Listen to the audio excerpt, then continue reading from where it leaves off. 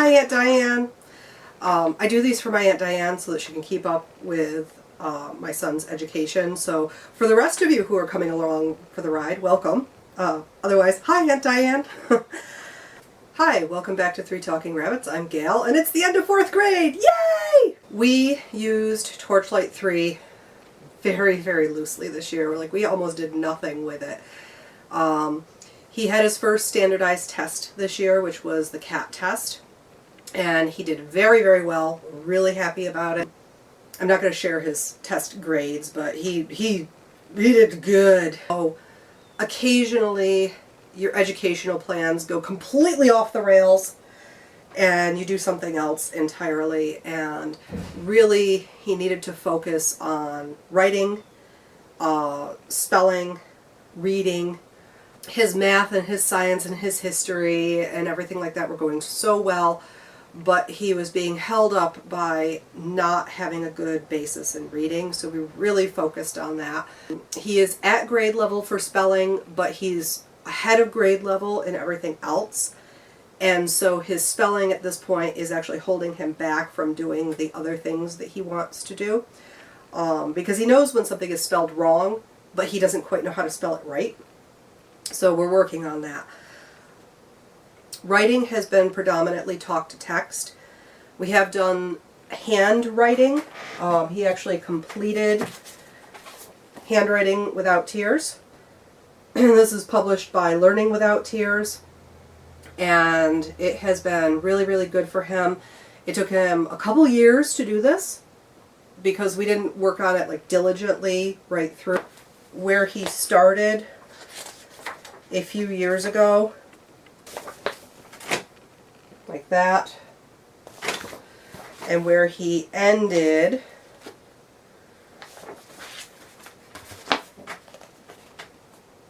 like that. So overall, great program. I think if we had been more diligent in sticking with it, he probably would have progressed through it a little bit faster, but probably not much because he really wasn't ready when we started it. There's a whole science of writing and when children are actually ready to start writing versus when our school systems have them start writing, and I really prefer that we stay as close to the school system as possible in the event that we ever do send him to public school, but he just was not there. That is not where his brain or his coordination levels were. This is the one that we used predominantly for his spelling, and this is for kids ages 6 to 8. I do not recommend this. This does not work. This does not teach children how to spell. It has some good ideas in it. You have your word list, and then you write the word twice, and then over here you write the words again. So for writing, it's been great. And then you have a couple different activities. There's the fill in the word over here. There's match the words up. There's find the correctly spelled words, and you're supposed to circle them. And then there's a fill in the blank activity here. And it's pretty consistent throughout the whole thing. There's a few different activities that they do. This one is insert the letter. Okay. He did not learn how to spell a single word from this entire book, none, zero. He is struggling to remember the order of the letters when he has to create the word. When he sees the word, he knows what the word is. He can read like a champ. What we've done now, because he's got a really good handle on his phonograms, thanks to Logic of English, yay, highly recommend, worth the price, is we're doing word families. And then if he can remember that these are the words that have "ad" in them, like dad, sad, mad, had, bad, etc., that seems to have stuck. We did try the word families thing a couple of years ago, and it didn't work because he didn't understand the phonograms. but these have, the words have no relation to each other. They're completely out of context. This does not work for him. Okay, for math, we have been using Right Start Mathematics, which is hefty. It does take up an entire box. Okay, it's got like 18 gazillion manipulatives. It's got your workbook. It's got games. It is a game-based math system. There's a abacus. There's like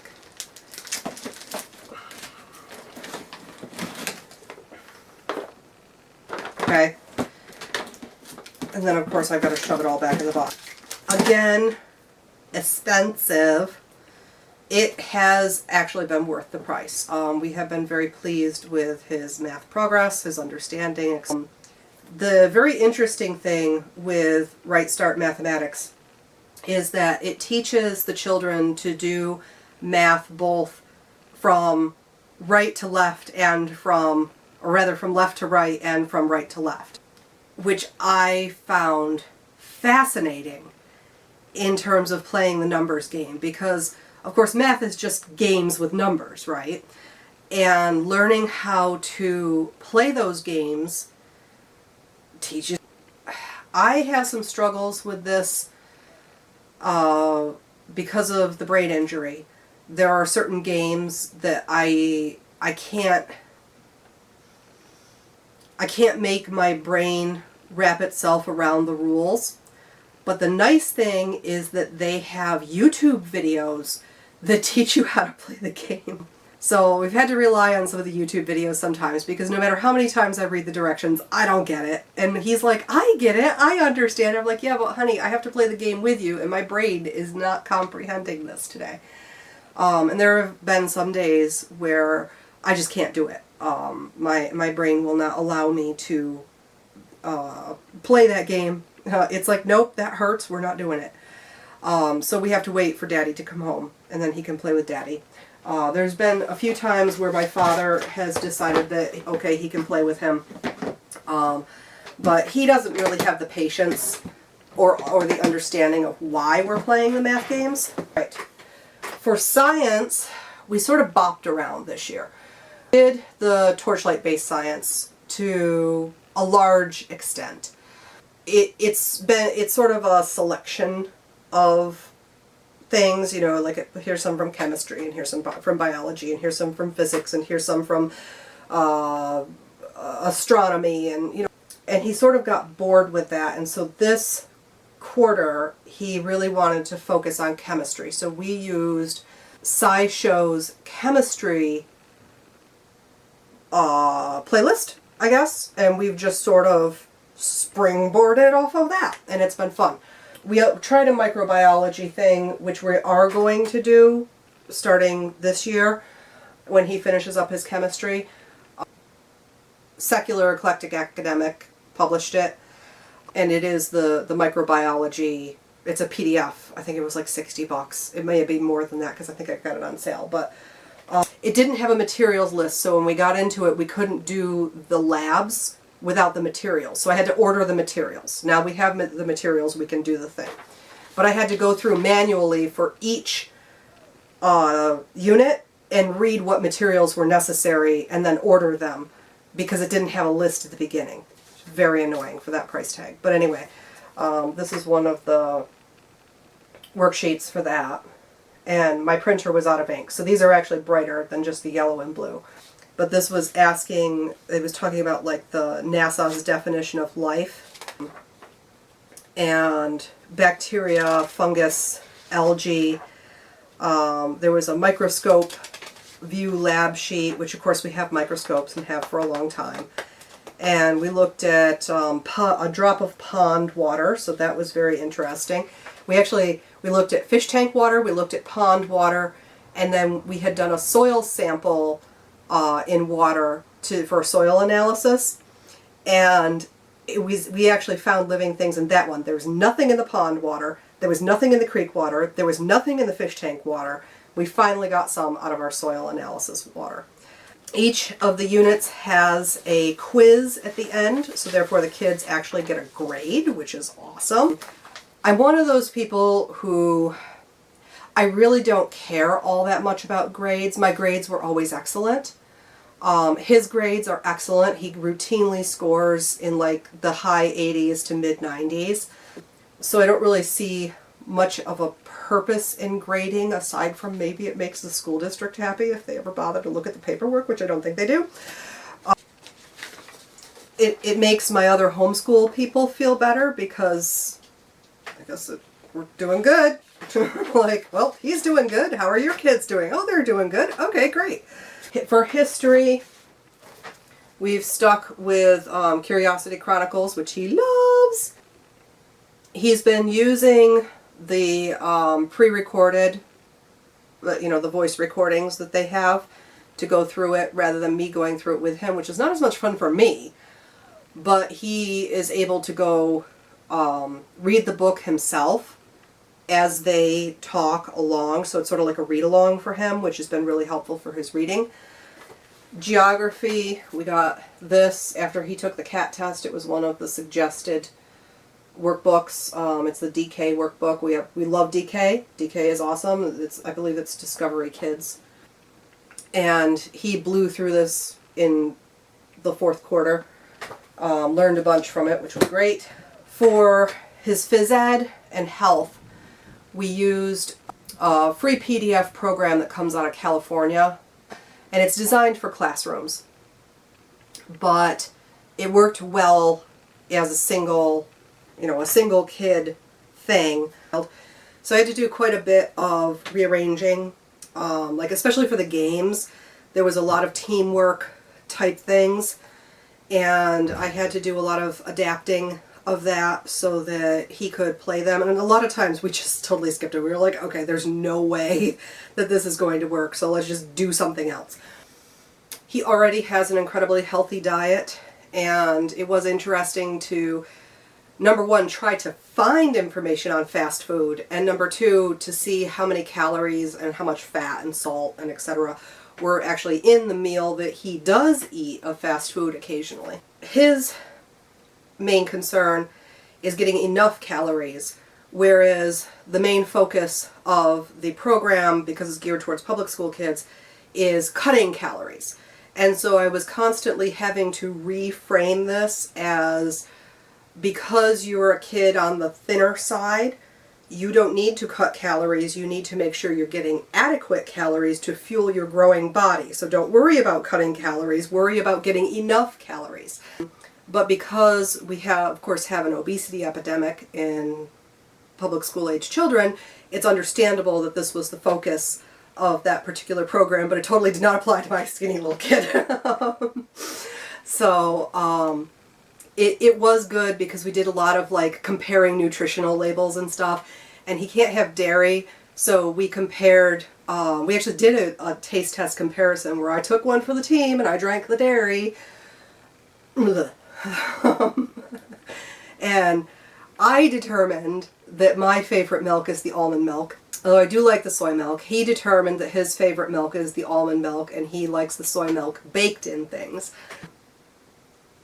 We also talked about how public school kids have to sit for many hours per day, whereas homeschool kids have a tendency to be up and moving much more often.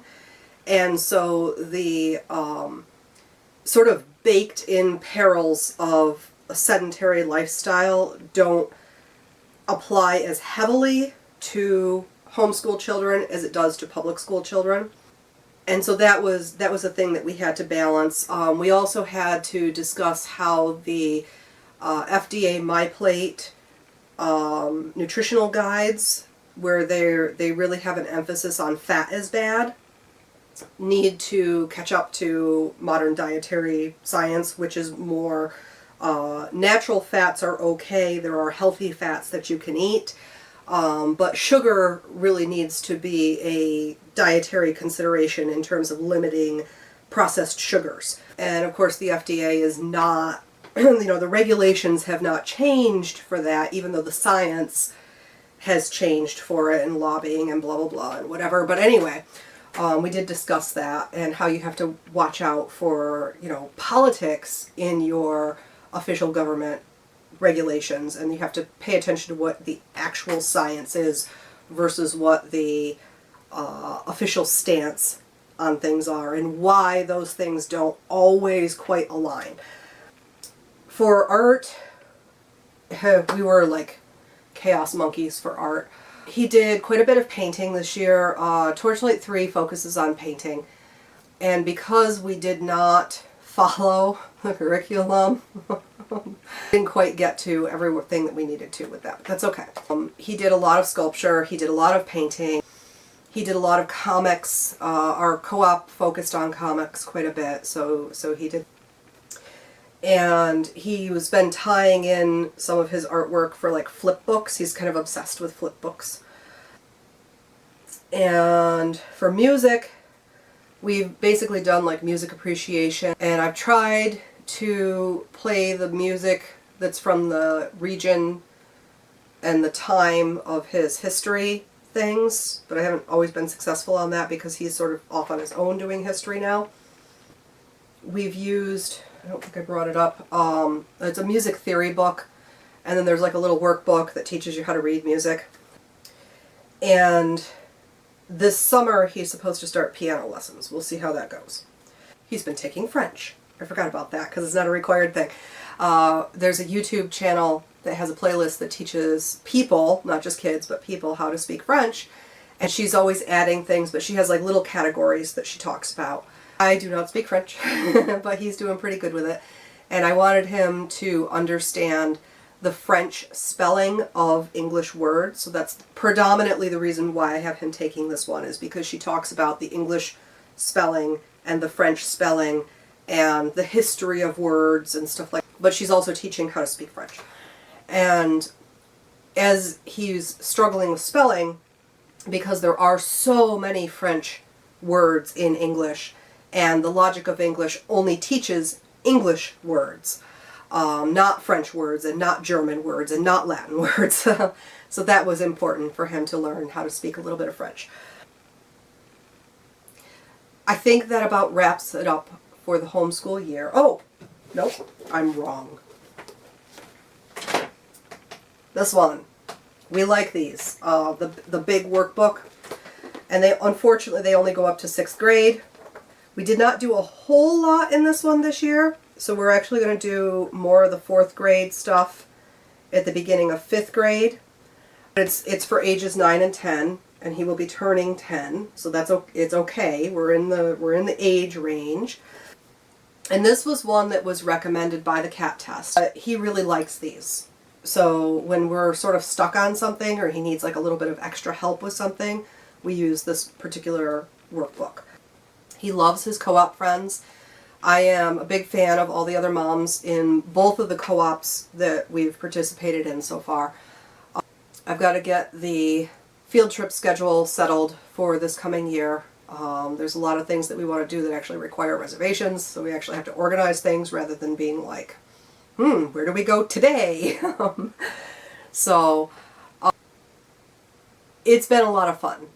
Like, we've gone to a lot of parks, a lot of hikes, that type of thing, and he wants to do more touristy educational things versus just the hikes, which I totally understand. I mean, like, it's a lot of hikes. So yeah, there it is.